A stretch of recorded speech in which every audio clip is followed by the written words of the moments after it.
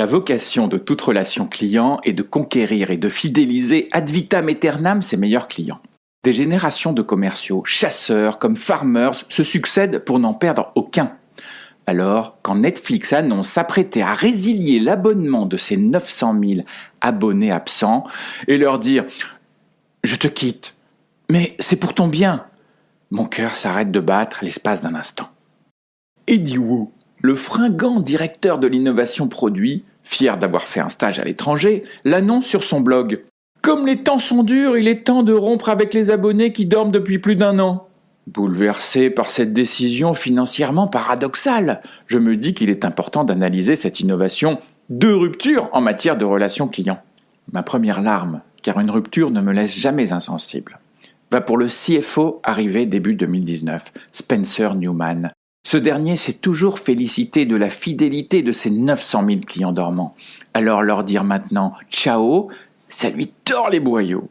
Et tandis que ses nouveaux compagnons du CODIR disputent sur l'avenir, un autre souvenir de rupture émerge des limbes de sa mémoire. L'amour de sa vie, fermant la porte et qui lui claque.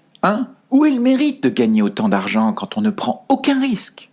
Sans avoir froid aux yeux, le regard embué de colère, elle s'en est allée entreprendre une vie nouvelle. Alors vous imaginez bien que Spencer n'a jamais envisagé, même dans ses cauchemars les plus noirs, résilier l'abonnement de clients non résignés à se séparer. Il a au contraire un total crush pour les dormants, leur fidélité indéfectible et leur impact environnemental, 0 octet de tata consommé, l'émeuvent beaucoup.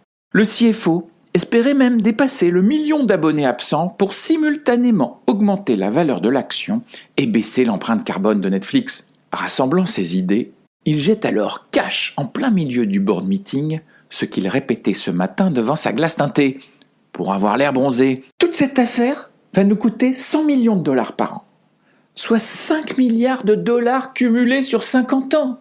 Le reste à vivre d'un abonné moyen. Même si nos dormants font autre chose de leur vie que de regarder celle des autres en série, laissons-leur la liberté de payer. Reed Hastings, le fondateur, tente de rassurer son CFO affolé. Netflix lancera une relance sous forme de last chance. Mon cher abonné absent, je t'aime. Alors cède s'il te plaît à ma dernière avance. Sinon je te quitte. Il suffit ensuite que le client se remette à consommer une fois, comme le couple séparé qui se retrouve le temps d'un dernier soir, pour que le compteur revienne à 0. Et voilà, le tour est joué. Reed, rappelons-le, est un homme généreux. Il aime les progressions exponentielles, boursières et familiales. Il a une femme, 2 enfants, 4 chiens. Encore un leader sentimental, me dis-je intérieurement. Il enchaîne. Steve, regarde la global picture. Netflix ne veut surtout pas être assimilé au côté sombre des GAFA. C'est du tech for love qu'on vend. Au sens propre comme au figuré. On est les inventeurs du Netflix and chill. Alors, 100 millions par an pour être le héros héroïque de la tech sentimentale mondiale, ça les vaut. Oui, mais tout cela pose une autre question. Car en amour comme en affaires, il y a toujours ces satanées questions. Est-ce une preuve d'amour que de quitter l'autre par générosité comme le propose Netflix ? C'est très douteux. S'inquiète une board member fan de séries sentimentales et qui souhaite garder l'anonymat. Quand on déclare « Chérie, je te quitte, mais c'est pour ton bien, tu sais », on est plus susceptible de générer du badwill à long terme que du goodwill durable. Il ne manquerait plus que notre bienveillance soit interprétée comme de l'hypocrisie, déclare Reed. Il faut réussir à ce que la rupture soit perçue positivement. Une disrupture sentimentale, propose le patron du marketing.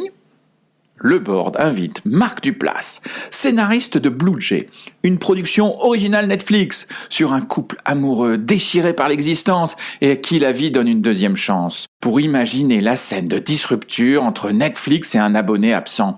Je vous partage ici, en exclu, un des tout premiers rendus. Netflix. C'est bientôt fini entre nous, abonnés absents. Au début, tu me dévorais des yeux. Tu pensais à moi H24. On a partagé tant d'émotions tous les deux. On a ri, pleuré, frissonné par écran interposé. Avec moi, tu as vécu des dizaines de vies par procuration. Tu parlais de moi à tes amis, à ta famille, les yeux scintillants. Et en cachette, tu partageais mes codes secrets. Juste un mot, et je suspends tes prélèvements à la fin du mois commencé.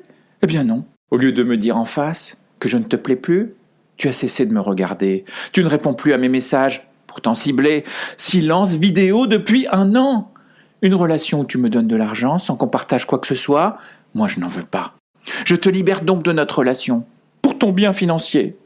L'abonné absent. Merci de ton attention, Netflix, je suis touché, mais je ne veux pas de commisération. Oh, je ne te reproche rien. Je sais que tu dois atteindre tes objectifs et honorer tes engagements.